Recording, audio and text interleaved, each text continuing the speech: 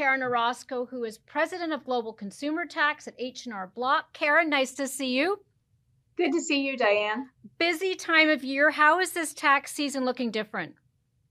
Oh, it's a great question. Perhaps the biggest change this year is the expiration of many of the pandemic relief programs. So those programs were put in place over the last couple of years to provide additional tax benefit to many tax filers. So families with children or workers that did not have children or retirees, and those benefits have now expired, and that will have an impact on this year's tax refunds for sure. A lot of our viewers are very interested in digital assets, crypto, etc.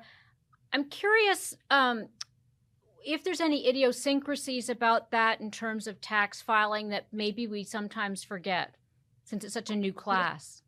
Yes. Well, if you sold crypto last year, that's treated as an investment. And so if you many took a loss on crypto last calendar year, and they can use that loss to offset gains that they may have had on other parts of their portfolio.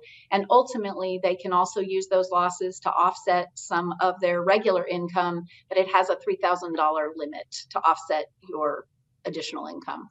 Wow. So, as long as you didn't lose too much, then I guess you're okay.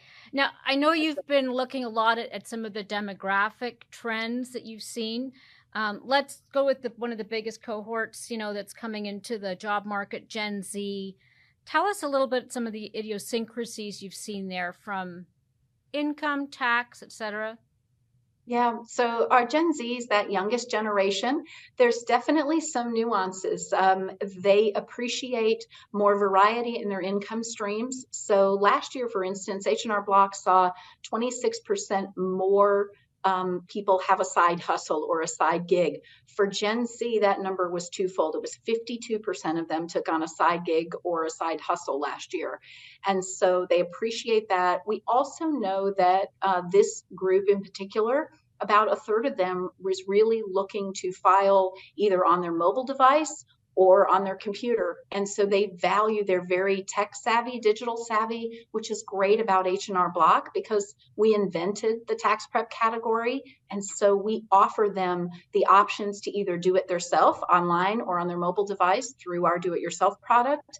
But if they have questions or they get stuck or they don't understand the impact of that side gig they took on, we can connect them to one of our 60,000 tax professionals that can help them along the way. So it's really important with this generation of new filers, many of them filing for the first time, super important for us to meet them where they are, both in terms of digital tools and then providing them the right level of help and expertise along the way. So, Karen, what are some of the mistakes people often make? Let's say the gig economy, that gets very complex when you've got multiple sources of income.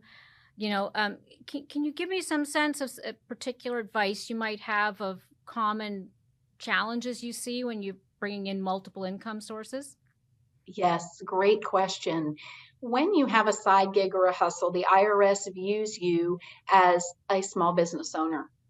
And so what that means is you're eligible to deduct certain expenses that a typical employee would not be eligible. But it also means that you are responsible for being the record keeper.